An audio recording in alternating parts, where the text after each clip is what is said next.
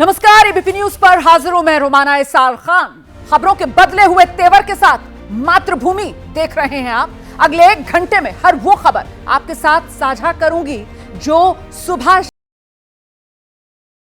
आसपास घटा है, उस सब का आपको अपडेट दूंगी। तो सबसे पहले वो 4 खबरें जिस पर इस वक्त पूरे देश की निगाहें हैं। रूस के राष्ट्रपति व्लादिमीर पुतिन ने प्रधानमंत्री नरेंद्र मोदी को फोन किया और कहा कि आतंकवाद के खिलाफ लड़ाई में भारत को रूस का पूरा समर्थन है। इसके अलावा अगली खबर सऊदी अरब से होगी, जहां ऐसा रेतीला तूफान आया कि कहा जा रहा है रेत मानो यहां तांडव कर रही है। इसके अलावा खबर पाकिस्तान से जुड़ी हुई, क्योंकि आज भारत जब बगलिहार डैम पर पानी रोकना भारत ने शुरू किया तो फिर पाकिस्तान को जैसे जल ही जलाने लगा है। और चौथी बड़ी खबर, इसका वास्ता भी पाकिस्तान से है, क्योंकि अब वहां के मुसलमान ये मान रहे हैं कि पाकिस्तान के हुक्मरान उन पर जुल्म करते हैं और भारत में हालत अच्छी है। ये पाकिस्तान के मुसलमानों की राय है। लेकिन सबसे पहले बढ़ते हैं भारत और रूस के उस साथ से जिसने पाकिस्तान पर किया है आघात। आपको इस वक्त की बड़ी खबर मैं बताने जा रही हूं। पहलगाम हमले से जुड़ी इस वक्त की बड़ी खबर ये आ रही है। रूस के राष्ट्रपति व्लादिमीर पुतिन ने प्रधानमंत्री नरेंद्र मोदी को फोन किया है और आतंकी हमले की कड़ी निंदा की है। इसके साथ ही पुतिन ने पहलगाम में मारे गए निर्दोष लोगों की मौत पर गहरी संवेदना व्यक्त की है। सबसे बड़ी बात यह कि उन्होंने आतंकवाद के खिलाफ लड़ाई में भारत को पूरा समर्थन देने की बात कही है। रूस के राष्ट्रपति व्लादिमीर पुतिन ने प्रधानमंत्री नरेंद्र मोदी से फोन पर बात की। रूस भारत के साथ पहलगाम हमले के दोषियों को बख्शा ना जाए, ये वो तमाम बातें हैं विस्तार से जिसका जिक्र इस टेलीफोनिक कॉन्वर्सेशन में रूस के राष्ट्रपति व्लादिमीर पुतिन ने प्रधानमंत्री नरेंद्र मोदी के साथ किया है। हम सीधे आपको लेकर चलेंगे। हमारे साथ हमारे सहयोगी नीरज राजपूत इस वक्त मौजूद हैं और जरा नीरज से ही विस्तार से जानते हैं सूत्र क्या बता रहे हैं। ये फोन कॉल पुतिन का प्रधानमंत्री नरेंद्र मोदी से रूस के राष्ट्रपति व्लादिमीर पुतिन की फोन पर बातचीत, रूस भारत के साथ संदेश यही निकला।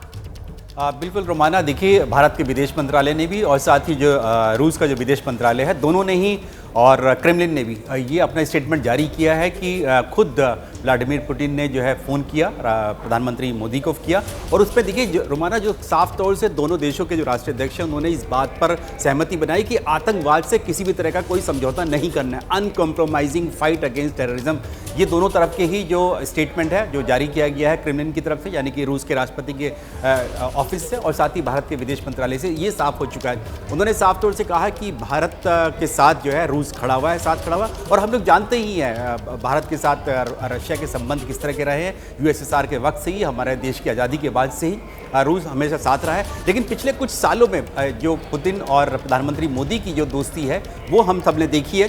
विक्ट्री डे परेड में जाना था प्रधानमंत्री मोदी को, लेकिन उन्होंने कहा कि अभी पिछले साल भी गए थे और इस साल खुद रूस के राष्ट्रपति को भी भारत आना है, इसलिए उन्होंने मना किया।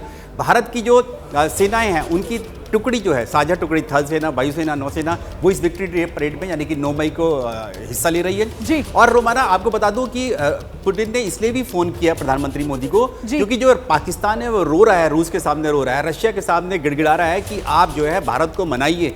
और उनके जो नहीं, ये मैसेजिंग इसलिए भी बहुत जरूरी हो जाते हैं ना नीरज, क्योंकि जो पाकिस्तान के राजदूत रूस में और उनकी तरफ से जिस तरीके से वहां बैठकर इंटरव्यू में ये बात कही गई कि साहब अगर किसी तरीके का कोई हमला होगा तो पाकिस्तान जो है वो पीछे नहीं हटेगा, और परमाणु बम की धमकी जो दे रहे थे पाकिस्तान के राजदूत, एक तरीके से पाकिस्तान को भी लाउड एंड क्लियर मैसेज रूस की तरफ से दिया गया है जब रूस के राष्ट्रपति व्लादिमीर पुतिन ने प्रधानमंत्री नरेंद्र मोदी से फोन पर बात की है। हम आगे बढ़ेंगे, अगली खबर का रुख करेंगे। सऊदी अरब की राजधानी है रियाद और यहां अचानक पसरे सन्नाटे ने लोगों को हैरान कर दिया।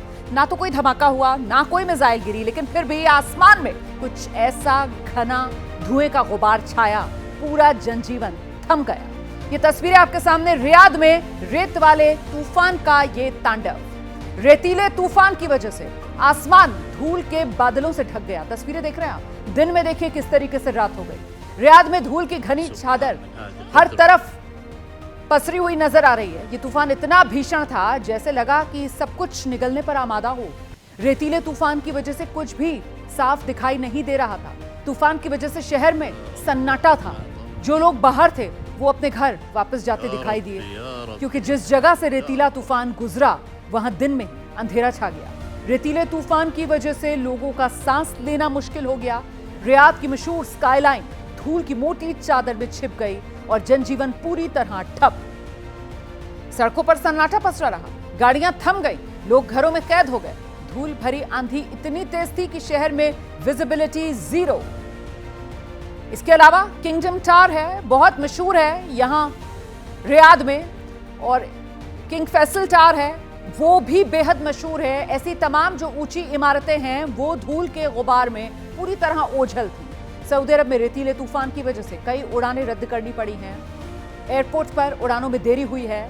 इतना ही नहीं, कई जगह सार्वजनिक कार्यक्रम रद्द करने पड़े। इसके साथ ही कई शहरों में स्वास्थ्य विभाग ने लोगों को चेतावनी जारी की और सभी से घर पर रहने की अपील की है। स्वास्थ्य विभाग ने लोगों को घरों में रहने, मास्क लगाने की सलाह दी ताकि सांस संबंधी समस्याओं से बचा जा सके। अस्पतालों में दमा और एलर्जी के मरीजों की संख्या बढ़ने की आशंका जताई जा रही है। रेतीला तूफान सिर्फ रियाद तक सीमित नहीं रहा, बल्कि सऊदी अरब के बाकी शहरों जिसमें जाजान भी है, असीर भी है, अलबाहा, मक्का, अल कसीम, ऐसे इलाकों में भी तबाही की ये तस्वीरें पहुंची हैं। वहां पर भी सड़कों पर गाड़ियों की आवाजाही थमी, निर्माण कार्य रोके गए, आपातकालीन टीमों को अलर्ट पर किया गया।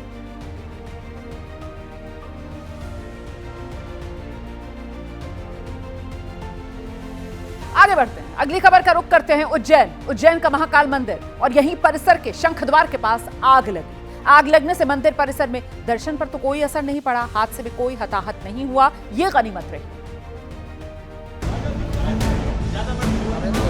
ये ज्वाला भड़क रही है उज्जैन में महाकाल मंदिर के बाहर। महाकालेश्वर मंदिर परिसर के बाहर शंख द्वार के पास एक टावर में आज दोपहर में आग लग गई। मामला महाकालेश्वर मंदिर परिसर के बाहर का है, लेकिन 1 किलोमीटर दूर से आग की लपटें और धुआं दिखाई दे रहा था।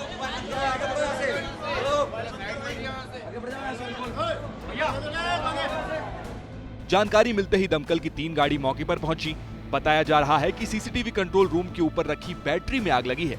आग की खबर मिलते ही महाकाल मंदिर समिति के आला अधिकारी मौके पर पहुंचे। मंदिर के पास फैसिलिटी सेंटर के बाहर पॉल्यूशन कंट्रोल बोर्ड का स्क्रीन लगा हुआ था, जिसकी बैटरी में शॉर्ट सर्किट होने से आग लगी। इस दौरान मंदिर में किसी प्रकार की दर्शन व्यवस्था प्रभावित नहीं हुई। और उधर पाकिस्तान ने एक और फुलझड़ी मिसाइल का परीक्षण किया है। भारत से तनाव के बीच पाकिस्तान ने मिसाइल का ये परीक्षण किया। 120 किलोमीटर की सतह से सतह तक मारक क्षमता रखने वाली ये मिसाइल टेस्ट कर पाकिस्तान खुश है। पाकिस्तान ने इस मिसाइल का नाम फतेह रखा है, लेकिन भारत के सामने इस मिसाइल की तो देखिए एक नहीं चलने वाली, क्योंकि हिंदुस्तान के हौसलों के आगे ये जो फतेह मिसाइल है ये तो फुलझड़ी से ज्यादा और कुछ है नहीं। इससे पहले भी पाकिस्तान ऐसे ही मिसाइल्स का परीक्षण कर चुका है, क्योंकि उसे डर है भारत उस पर हमला जरूर करेगा।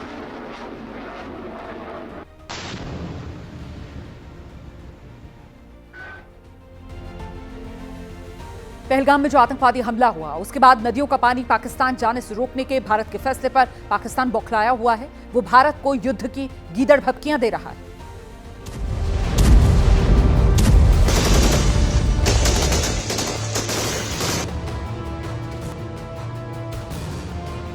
और अब की बार ये धमकी दी है पाकिस्तान के उप प्रधानमंत्री इशाक डार ने, जिन्होंने पानी रोकने पर युद्ध की गीदड़ भभकी दे डाली।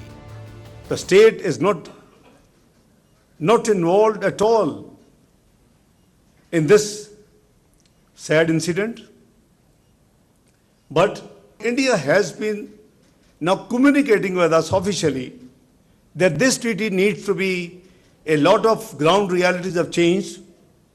This treaty need to be revisited, and we are responding to the latest communications. Too will be responded.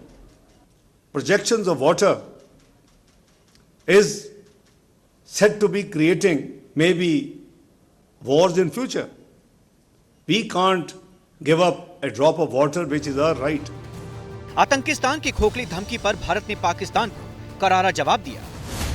हमारी सरकार अब बहुत साफ है कि हमारी तरफ से खून और पानी एक साथ नहीं बहेगा।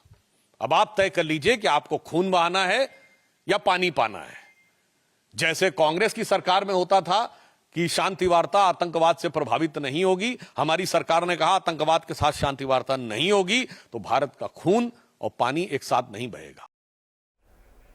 भारत के एक्शन से पाकिस्तान बौखलाया है। वहीं पाकिस्तानी सरकार के मंत्री खौफजदा। 36 घंटे में जंग का शगुफा छोड़ने वाले पाकिस्तानी मंत्री अताउल्लाह तारण ने एक नया दावा कर दिया है।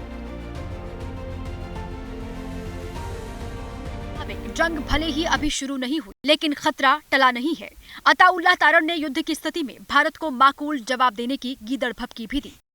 देखिए, इसका इम्कान अपनी जगह मौजूद है। मैं जो कह रहा हूं कि भारत ने पूरी ये जो बिसात बिछाई है, इसको जवाब बना के और इसकी गार में पाकिस्तान पे हमला करना इनको मकसूद था। उससे कुछ भी एक्सपेक्ट कर सकते हैं। तो मैं समझता हूं कि ये अपनी जगह एक इम्कान मौजूद है कि वो हमला करेंगे तो मुंह की खाएंगे। एक और पाकिस्तान के अंदर जंग की आशंका से हाहाकार मचा हुआ है, तो दूसरी ओर उसके नेता न्यूक्लियर अटैक की रट लगा रहे हैं। हम पे हमला किया गया तो हम फिर कोई कसर उठा नहीं रखेंगे। एटमी जंग से मुराद है कि मुकम्मल तबाही। जो दोनों ममालिक होंगे वो भी यानी राख का ढेर बन जाएंगे। राणा सनाउल्लाह ने भारत को न्यूक्लियर अटैक की धमकी तो दी, लेकिन उनके चेहरे पर भारत के एक्शन का डर साफ दिखा, क्योंकि अगले ही पल वो पूरी दुनिया से दोनों देशों के बीच तनाव कम करने की कोशिश की अपील करते दिखे। और इस बीच सिंधु जल समझौता रद्द होने के बाद आज 11वीं बार पाकिस्तान ने एलओसी पर अंधाधुंध गोलियां चला दी। बीती रात पाकिस्तानी सेना ने कुपवाड़ा, बारामूला, पुंछ, राजौरी, अखनूर के पास फायरिंग की। जाहिर है जवाब में भारतीय सेना ने भी उनकी गोलियों का जवाब गोलियों से ही दिया। पाकिस्तानी सेना बीते 11 दिनों से ये हरकत कर रही है। बताया गया कि रात होते ही पाकिस्तानी फौजी जमा होते हैं, फिर एलओसी के पास आकर अपनी खिसियाहट दिखाते हुए गोलियां चलाने लगते हैं। बार बार रात में गोलियां चलाकर पाकिस्तानी सेना हमारे सैनिकों का ध्यान भटकाने का प्रयास करती है। इसकी आड़ में आतंकी घुसपैठ की कोशिश होती है। बरसों से पाकिस्तानी फौज ये तरीका अपनाकर आतंकियों की घुसपैठ करवाती रही है, लेकिन पहलगाम हमले के बाद सुरक्षा बल फिलहाल इतने चौकन्ने हैं कि पाकिस्तानी आतंकियों की घुसपैठ लगभग नामुमकिन है। देखिए, हकीकत यह है कि हमारे सैनिकों के आगे पाकिस्तानी फौज तो कुछ भी नहीं, लेकिन फिर भी एहतियात के तौर पर बॉर्डर पर मौजूद स्कूल्स में बच्चों को इस बात की ट्रेनिंग दी जा रही है कि जब गोलीबारी हो तब वो खुद को कैसे बचाएं। अपने एट ए टाइम आपके डेस्क के नीचे हो जाना है। घर पे भी अगर कहीं फायरिंग हो रही है ना, उस वक्त भी आपने क्या करना है, फटाफट लेट जाना। बच्चों को सिखाया गया कि जब शेलिंग हो तब वो कहीं भागे ना, बल्कि अपनी डेस्क के नीचे ही छिपे। डेस्क के नीचे झुक जाना, जब भी गोलाबारी आस्ता आस्ता हो जाए तो झुकते झुकते मोर्चे में चले जाना है। बचाव के तरीके सिखाने के बाद बच्चों को प्रैक्टिकल भी करवाया गया। हमले का एक सीन बनाकर स्कूल प्रशासन बच्चों को धीरे धीरे बंकर की ओर ले गया। पहले भी हमने सुना है कि शेलिंग वगैरह होती रही है हमारे आने से पहले, तो आज भी पिक्स हमारे पास हैं उन शेलिंग की, स्कूल के अंदर लगी हुई है। जैसा कि इस टीचर ने बताया, एलओसी के पास मौजूद इस स्कूल में पाकिस्तान की गोलीबारी पहले भी हो चुकी है, इसलिए इस बार ये लोग और ज्यादा सतर्क दिखे। उधर उत्तर प्रदेश के कानपुर की एक इमारत में भीषण आग लग गई। हादसे में एक ही परिवार के 5 लोगों की जान चली गई। मरने वालों में पति पत्नी, उनकी 3 बेटियां। आग इतनी भयानक थी कि उसके सामने दमकल की 20 से ज्यादा गाड़ियां मौके पर मौजूद थीं, लेकिन सब के सब बेबस। आग की शुरुआत ग्राउंड फ्लोर पर कारखाने से हुई, जहां जूता बनाने की फैक्ट्री थी। देखते ही देखते आग पूरी बिल्डिंग में फैल गई। घर में रखे सिलेंडर, केमिकल और एसी फटने लगे। आग ने 10 से 15 मिनट में पूरी बिल्डिंग को अपनी चपेट में ले लिया।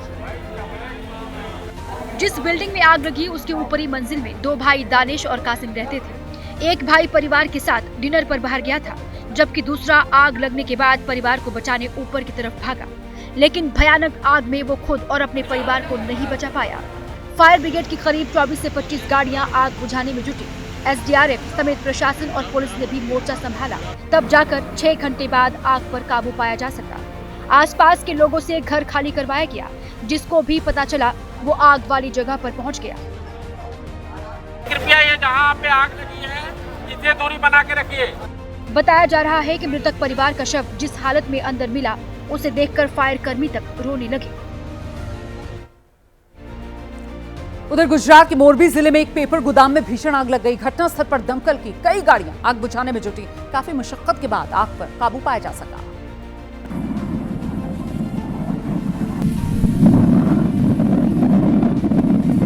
धू धू कर पेपर मिल जल उठी। देखते ही देखते आग ने विकराल रूप धारण कर लिया।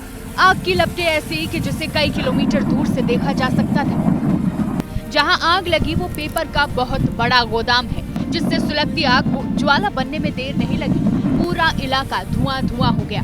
दमकल की कई गाड़ियां आग पर काबू पाने में जुटी रही। काफी देर बाद आग पर काबू पाया जा सका। आग क्यों लगी, इसकी जांच जारी है।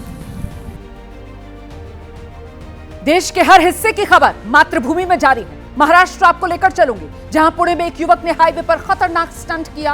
युवक तेज रफ्तार में दोनों हाथ ऊपर रख स्कूटी चलाने का स्टंट कर रहा था। लोगों ने उसका वीडियो बनाया, लेकिन उसे किसी बात का खौफ नहीं। इस जानलेवा स्टंट को देखकर आप सहम जाएंगे। युवक दोनों पैरों को ऊपर करके हाथ छोड़कर स्कूटी चला रहा है।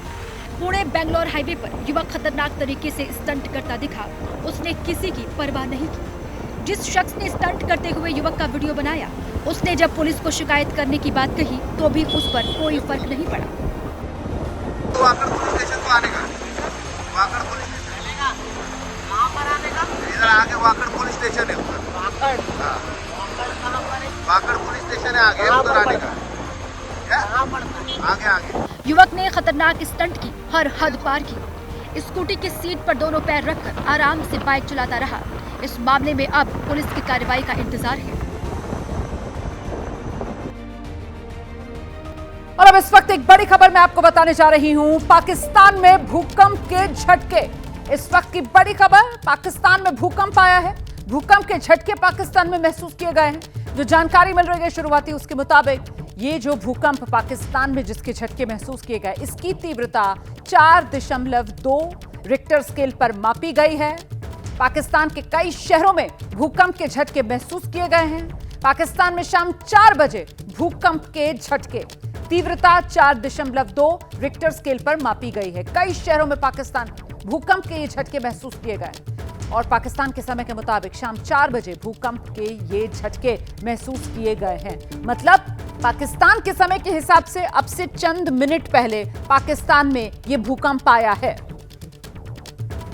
तीव्रता इसकी 4.2 बताई जा रही है रिक्टर स्केल पर।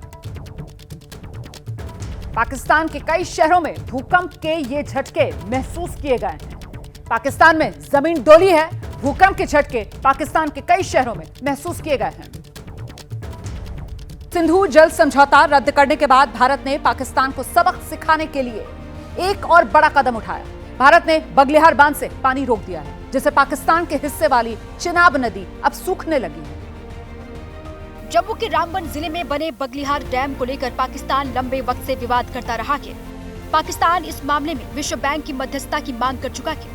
इस बीच भारत के इस बड़े फैसले से पाकिस्तान को झटका लगा है, क्योंकि भारत ने पाकिस्तान के साथ 1965, 1971 और 1999 की जंग के बाद भी सिंधु जल समझौते को सस्पेंड नहीं किया था। लेकिन इस बार पानी बंद करने से आतंकिस्तान की हालत खराब हो गई है, क्योंकि चिनाब नदी पर बने बगलिहार बांध से पाकिस्तान के लिए पानी छोड़ा जाता था। लेकिन पानी बंद करने के फैसले के बाद पाकिस्तान के हिस्से में चिनाब नदी का जलस्तर कम होने लगा है। इसे कूटनीतिक तौर पर पाकिस्तान को सबक सिखाने के लिए भारत की ओर से उठाया गया महत्वपूर्ण कदम बताया जा रहा है। बगलिहार बांध से पानी रोके जाने के बाद एबीपी न्यूज की टीम ग्राउंड जीरो पर पहुंची और पाकिस्तान की ओर जाने वाली चिनाब नदी का जायजा लिया। जो नदी पानी से लबालब भरी रहती थी, उसमें पानी कम था। लोग इस पल को किसी उत्सव की तरह मना रहे थे और पैदल चिनाब नदी के एक छोर से दूसरे छोर जा रहे थे। लगातार यहाँ पर आप देखें कि पूरे किस तरह का भीड़ का आलम देखें कि किस तरह इस सूखे हुए चिनाब को यहाँ पर देखने के लिए लोगों का हुजूम उमड़ा है और लोग लगातार यहाँ पर जो है पहुँच रहे हैं। भारत के एक्शन के बाद जिस तरह से लोग नदी के पाट में घूम रहे थे, पहले ऐसा संभव नहीं था। ये वो अप्रत्याशित तस्वीर है इस नदी की, जो हमेशा एक डरावनी हुई नदी, one of the dangerous reverse कहा जाता था इसको, क्योंकि इसकी गहराई का पता नहीं लगता था। पाकिस्तान का पानी बंद होने के बाद लोग नदी के बीचों बीच सेल्फी लेते और जयकार लगाते देखे गए। बड़ी संख्या में महिलाएं भी पहुंची थी। नहीं, आज वही सोचा कि पार करेंगे। लोग भारत सरकार के फैसले की तारीफ कर रहे थे और नदी की तलहटी से पत्थर उठाकर घर ले जा रहे थे।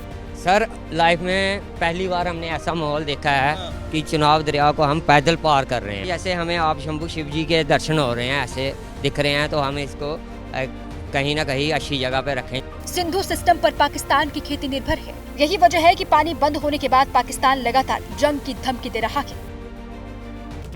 आगे बढ़ रहे हैं, अगली खबर का रुख करेंगे। पहलगाम आतंकवादी हमले के बाद से ही पाकिस्तान दुनिया के सामने आप जानते हैं गिड़गिड़ा रहा है। आज संयुक्त राष्ट्र सुरक्षा परिषद की बैठक होगी जिसमें भारत पाकिस्तान के तनाव को लेकर चर्चा है। पाकिस्तान खौफ के साए में जी रहा है। पहलगाम हमले के बाद से ही उसकी नींद उड़ी हुई है। पाकिस्तान को भारत की तरफ से कार्रवाई का डर है, इसलिए वो चीन से लेकर अमेरिका तक से गुहार लगा चुका है। अब पाकिस्तान ने संयुक्त राष्ट्र सुरक्षा परिषद का दरवाजा खटखटाया है, जहां पाकिस्तान के गिड़गिड़ाने पर आज यूएनएससी की बैठक होगी। पाकिस्तान भी जानता है कि संयुक्त राष्ट्र सुरक्षा परिषद से उसे कोई मदद नहीं मिल पाएगी, लेकिन पहलगाम आतंकी हमले को अंतर्राष्ट्रीय मंच पर उठाकर पाकिस्तान अलग कूटनीतिक खेल खेलना चाहता है। पाकिस्तान इस समय सुरक्षा परिषद का अस्थायी सदस्य है। मातृभूमि की खबर अब उत्तर प्रदेश से है, जहां योगी सरकार ने नेपाल सीमा से सटे जिलों में ऑपरेशन क्लीन आप जानते हैं छेड़ा हुआ है। इसमें अवैध कब्जों और बिना मान्यता संचालित धार्मिक संस्थानों के खिलाफ जोरदार कार्रवाई की जा रही है। तस्वीरें आज श्रावस्ती से सामने आई। अवैध मजार पर यहां श्रावस्ती में बुलडोजर वाला एक्शन आज देखा गया और इससे पहले भी श्रावस्ती जिले में राजस्व विभाग की टीम ने पुलिस प्रशासन के साथ मिलकर आधा दर्जन से ज्यादा मदरसों पर बुलडोजर वाला एक्शन यहां किया था। यहां जो मदरसे चल रहे हैं बिना मान्यता के अवैध तरीके से चलाए जा रहे थे, जिन पर ये पीला पंजा मतलब बुलडोजर वाला एक्शन किया गया है। आगे बढ़ेंगे, अगली खबर उत्तर प्रदेश से ही है, आगरा से है, जहां ताजमहल के पश्चिमी गेट पार्किंग में आज सुबह एक बड़ा हादसा हो गया। बिना हैंड ब्रेक के खड़ी कार के अचानक पीछे की तरफ खिसकने की वजह से पर्यटक घायल हो गए और ये सभी लोग कैंटीन के पास नाश्ता कर रहे थे जब यह हादसा हुआ। इस हादसे की तस्वीर सामने आई। बिना ड्राइवर की कार तेजी से पीछे की तरफ आती है। कार ढलान पर खड़ी थी, वो पूरी स्पीड से दुकान के पास खड़े लोगों को टक्कर मारती है। ताजमहल के पश्चिमी पार्किंग के पास पर्यटक नाश्ता कर रहे थे, वो सब कार की चपेट में आ गए। हादसा होते ही मौके पर मौजूद लोग मदद के लिए दौड़े। कार में कोई नहीं था, इसलिए लोगों ने धक्का देकर उसे आगे की तरफ हटाया। कार बिना हैंड ब्रेक के खड़ी की गई थी। अचानक कार पीछे की तरफ चल दी। घायल पर्यटकों को इलाज के लिए ले जाया गया है। तो देखा आपने किस तरीके की ये लापरवाही जो आगरा में सामने निकल कर आई है। ताजमहल और वहीं पर पार्किंग में ये गाड़ी अचानक से गाड़ी जो है हैंड ब्रेक उसमें लगा हुआ नहीं था और किसी वजह से गाड़ी जो है वो पीछे की तरफ खिसकती चली गई। और देखिए कैसे कैंटीन पीछे और वहां पर पर्यटक बैठे हुए हैं, नाश्ता कर रहे हैं और तभी ये बड़ी खबर आ रही है। इस वक्त पाकिस्तान की तरफ से भारत पर साइबर अटैक हुआ है। रक्षा संस्थानों पर साइबर अटैक की कोशिश पाकिस्तान ने की है। इस वक्त की बड़ी खबर, पाकिस्तान की एक और नापाक साजिश सामने आ रही है। पाकिस्तान ने भारत पर साइबर अटैक किया है, शुरुआती जानकारी है और शुरुआती जानकारी के मुताबिक जो भारत के रक्षा संस्थान हैं वहां पर यह साइबर अटैक करने की पाकिस्तान की कोशिश है जो सामने नजर आ रही है। पाकिस्तान की बिलबिलाहट है, पाकिस्तान की छटपटाहट है, पाकिस्तान को समझ में नहीं आ रहा कि आखिरकार क्या किया जाए। पाकिस्तान डर में है, पाकिस्तान खौफ में है, पाकिस्तान जानता है पहलगाम में जिस तरीके का आतंकवादी हमला पाकिस्तान में बैठे आतंकी आकाओं ने अंजाम दिया है, उसके बाद भारत पाकिस्तान को सबक सिखाएगा। बड़ी खबर, पाकिस्तान ने भारत पर साइबर अटैक की कोशिश की है। रक्षा संस्थानों पर साइबर अटैक की कोशिश हुई है और डिटेल्स के लिए सीधे आपको लेकर चलेंगे हमारे सहयोगी नीरज राजपूत इस वक्त मौजूद है। नीरज, बिल्कुल रोमाना, ये कोशिश की गई है पाकिस्तान की तरफ से। पाकिस्तान साइबर फोर्स के नाम से ये हैकर्स का ग्रुप है जिसने जो भारत का मिलिट्री थिंक टैंक है IDS से, Manohar Parrikar institute of defence studies analysis, उस पर अटैक किया है। उसका डाटा, इनका दावा है कि उन्होंने इसको रिट्रीव किया है। इसके अलावा जो भारत की जो तीनों सेनाओं का जो इंडियन मिलिट्री इंजीनियरिंग सर्विस है उसका डाटा भी इन्होंने कहा है कि उन्होंने इसका रिट्रीव किया है। और इसके अलावा ये पाकिस्तान का जो हैकर्स ग्रुप है उसकी तरफ से दावा किया जा रहा है। नीरज, बिल्कुल, ये पाकिस्तान साइबर फोर्स है, इसने अपना जो सोशल मीडिया है उस पर ये डाटा डाला है और उन्होंने कहा है कि भारत के जो 3 बड़े संस्थान है, रक्षा संस्थान, उनका ये डाटा है। इसके अलावा जो जहां पर भारत के जो टैंक बनते हैं, AVNL आर्मर्ड व्हीकल निगम लिमिटेड, इसकी वेबसाइट को हैक किया गया है, तो इसलिए इसको बंद कर दिया गया है इस वेबसाइट को भारत की तरफ से, ताकि और डाटा इसका रिट्रीव ना ले पाए, वो हैकर्स ना ले पाए। ये जानकारी मिल पाई है। इससे पहले भी उन्होंने कोशिश की थी, लेकिन उससे पहले जो आर्मी पब्लिक स्कूल है श्रीनगर है, आर्मी पब्लिक स्कूल रानीखेत है, इनका भी डाटा उन्होंने निकालने की कोशिश की थी, लेकिन उस वक्त फायरवॉल बहुत मजबूत थी भारतीय तो सेना अभी ये की। जो दावा किया जा रहा है पाकिस्तान के इन साइबर हैकर्स की तरफ से, किस तरीके का डेटा जिसका ये दावा कर रहे हैं कि इन्होंने हासिल कर लिया है या उसमें सेंधमारी की है? नीरज, देखिए रोमाना, जो आईडीएसए है ये हमारे देश का थिंक टैंक है, रक्षा मंत्रालय के अंतर्गत ये काम करता है। राजधानी दिल्ली में इसका थिंक टैंक है, इसका हेडक्वार्टर है, वसंत कुंज में इसका हेडक्वार्टर है। तो ये यहाँ पर क्या होता है, जितने भी स्कॉलर्स हैं, academic scholars as well as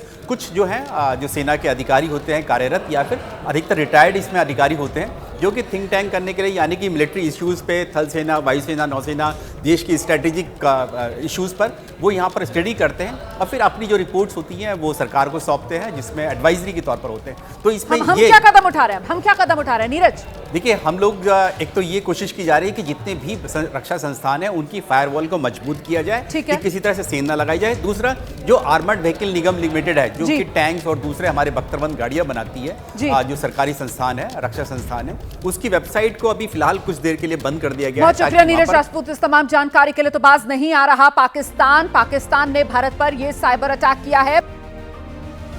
आगे बढ़ेंगे, मातृभूमि में वक्त हो गया है 4 मिनट में 40 खबरें देखने का। रूस के राष्ट्रपति पुतिन ने प्रधानमंत्री मोदी से फोन पर बात की है। पहलगाम आतंकवादी हमले की निंदा की है। आतंकवाद के खिलाफ लड़ाई में भारत को पूरी तरह समर्थन का ऐलान।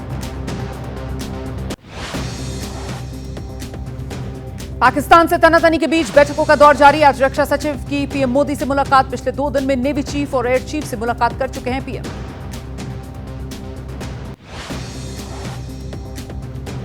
दिल्ली में जापान और भारत के रक्षा मंत्री की बड़ी बैठक। राजनाथ सिंह ने जापान के रक्षा मंत्री जनरल नाकातानी से मुलाकात की है। पहलगाम हमला, पाकिस्तान से तनाव, दक्षिण चीन सागर में चीन की बढ़ती सैन्य गतिविधियों पर चर्चा।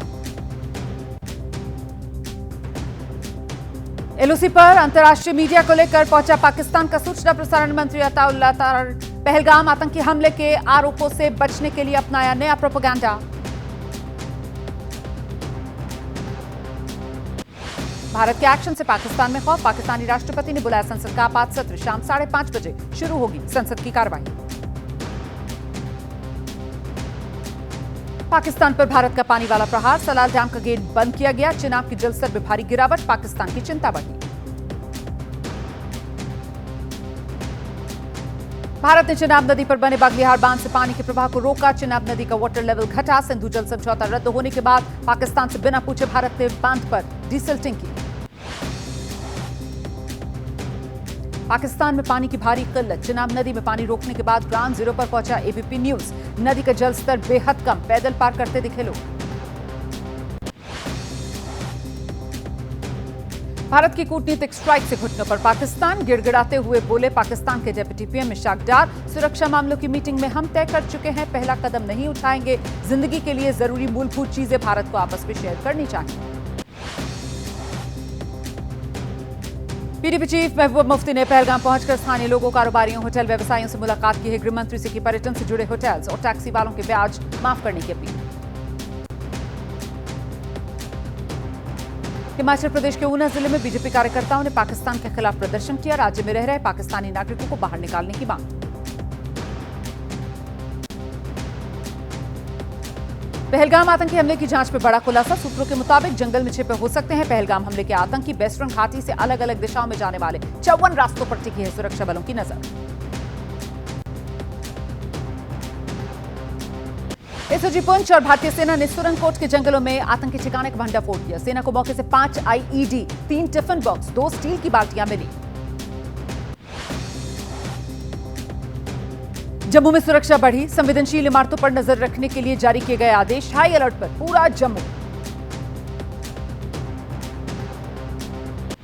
तमिलनाडु के तंजावुर में बीजेपी ने पहलगाम आतंकी हमले के विरोध में प्रदर्शन किया। इस दौरान बीजेपी कार्यकर्ताओं ने पाकिस्तान के खिलाफ जमकर नारेबाजी की। बड़ी संख्या में महिला कार्यकर्ता भी प्रोटेस्ट में शामिल। पहलगाम आतंकी हमले को लेकर दाखिल याचिका को सुप्रीम कोर्ट ने खारिज कर दिया है। याचिकाकर्ता वकील विशाल तिवारी को कोर्ट ने फटकार लगाई। जज ने कहा, आप सिर्फ प्रचार के लिए दाखिल करते हैं याचिका, आप पर इतना जुर्माना लगना चाहिए जो उदाहरण बने। पाकिस्तान की लाल मस्जिद के मौलाना अब्दुल गाजी अजीज ने मस्जिद में नमाज पढ़ने आए लोगों से कहा, पाकिस्तान हिंदुस्तान की जंग में आप में से कितने लोग पाकिस्तान का साथ देंगे? हाथ खड़ा कीजिए। किसी ने हाथ नहीं खड़ा किया। राफेल नींबू मिर्ची विवाद के बाद एबीपी न्यूज से बोले यूपी कांग्रेस के अध्यक्ष अजय राय, मैंने किसी का अपमान नहीं किया, मैंने तो बस यही पूछा, रक्षा मंत्री ने नींबू मिर्ची लगाकर जिस राफेल का शुभारंभ किया, इस्तेमाल कब होगा उसका? सेना के पराक्रम पर मुझे भरोसा है। राफेल पर अजय राय के नींबू मिर्ची वाले बयान पर बीजेपी का पलटवार। सुधांशु त्रिवेदी ने कहा, हिंदू आस्था का मजाक उड़ाने के साथ भारतीय सेना का मनोबल गिरा रही कांग्रेस। हमारी सरकार में खून और पानी एक साथ नहीं बहाया जा सकता। बीजेपी सांसद अनुराग ठाकुर ने कांग्रेस को घेरा, कहा, खुद मजाक बनकर कांग्रेस रह गई है। राफेल के मुद्दे पर लताड़े जा चुके हैं राहुल गांधी। मुर्शिदाबाद दौरे पर पहुंची पश्चिम बंगाल की मुख्यमंत्री ममता बनर्जी ने बीएसएफ जवान की रिहाई को लेकर सरकार को घेरा। कहा, बहुत दुख की बात, अब तक बीएसएफ के जवान पाकिस्तान के कब्जे में। जल्द से जल्द सरकार पीके साहू को वापस लाए। ड्यूटी के दौरान फिरोजपुर बॉर्डर पर पाक रेंजर्स ने बीएसएफ जवान को पकड़ लिया था। कांग्रेस सांसद तारिक अनवर का योग गुरु बाबा रामदेव पर बड़ा हमला। बाबा रामदेव को बताया पाकिस्तान का एजेंट। कहा, पाकिस्तान के एजेंडे पर रामदेव काम कर रहे हैं। राजस्थान के झुंझुनू में पुलिस ने एक ही परिवार के 7 अवैध बांग्लादेशी नागरिकों को गिरफ्तार किया। मेघपुर गांव के ईंट भट्टे पर काम करता था पूरा परिवार। सभी को बांग्लादेश डिपोर्ट करने की प्रक्रिया जारी। दक्षिण पूर्वी दिल्ली के तैमूर नगर इलाके में नाले के ऊपर अवैध ढांचों पर बुलडोजर चला। जानकारी के मुताबिक करीब 100 अवैध निर्माण चिन्हित किए गए, जिन पर कार्रवाई। इलाके में स्थानीय पुलिस के साथ रैपिड एक्शन फोर्स भी मौजूद। दक्षिण पूर्वी दिल्ली के तैमूर इलाके में 12 बुलडोजर्स की मदद से अवैध निर्माण पर कार्रवाई। स्थानीय लोगों का आरोप, चिन्हित घरों से ज्यादा घरों पर कार्रवाई हो गई। सामान निकालने का भी मौका नहीं दिया।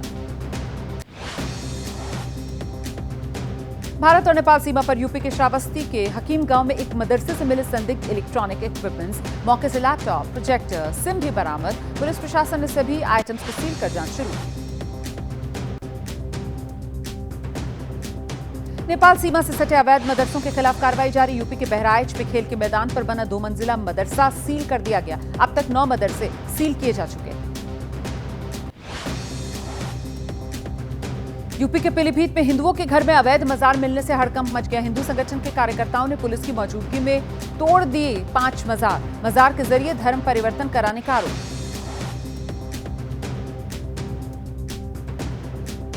अपने प्रतिनिधिमंडल के साथ नेपाल के सुदूर पश्चिमी प्रांत के मुख्यमंत्री कमल बहादुर शाह लखनऊ पहुंचे। सीएम योगी आदित्यनाथ से शिष्टाचार भेंट की। दिल्ली में सिविल डिफेंस कर्मचारियों से दिल्ली बीजेपी अध्यक्ष वीरेंद्र सचदेवा की मुलाकात। सचदेवा ने कर्मचारियों से कहा, केजरीवाल सरकार वाली गलती नहीं दोहराएगी बीजेपी सरकार। समस्याओं के समाधान का आश्वासन दिया। मुंबई में लिबास कंपनी के शोरूम में आग, जलकर खाक लाखों का सामान। शॉर्ट सर्किट वजह बताई जा रही है। 4 पुरुष 3 महिलाएं 3 डॉग्स की जान बचाई गई। ग्वालियर के होटल में टेबल नहीं मिलने पर भड़क गए मध्य प्रदेश के लोक स्वास्थ्य मंत्री नरेंद्र शिवाजी पटेल। रात में ही फूड सेफ्टी टीम बुलाकर कलेक्ट कराए खाने के सैंपल। होटल स्टाफ के साथ धक्का मुक्की का भी आरोप।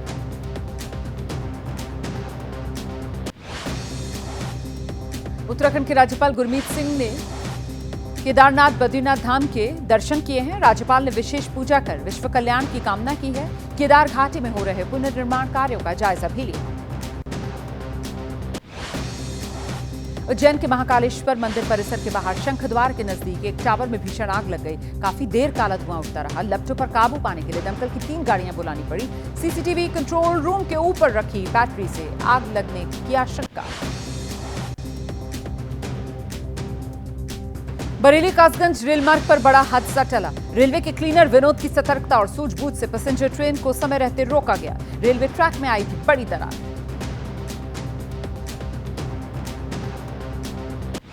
उत्तर प्रदेश के अमरोहा के गुरेठा गांव में दिल दहलाने वाली वारदात। मामूली विवाद में बेटे ने पिता की फावड़े से काटकर हत्या कर दी। पुलिस ने आरोपी बेटे को गिरफ्तार किया है। नागपुर में 2 मालवाहक वाहन आपस में टकरा गए। काटोल रोड पर यह एक्सीडेंट हुआ। हादसे में 3 लोगों की मौत हुई। हाउस अरेस्ट मामले में बढ़ी अभिनेता एजाज खान की मुश्किलें। मुंबई के चारको पुलिस थाने में एजाज खान पर दर्ज किया गया रेप का केस। पीड़िता के मुताबिक एजाज ने धर्म बदलकर शादी करने का दिया झांसा और फिर रेप किया।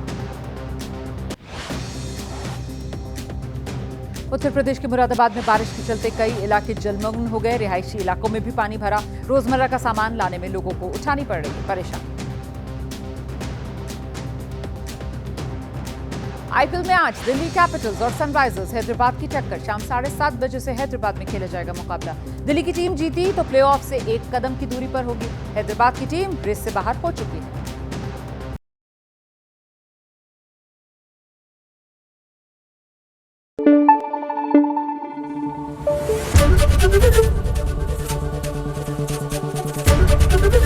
एबीपी न्यूज आपको रखे आगे।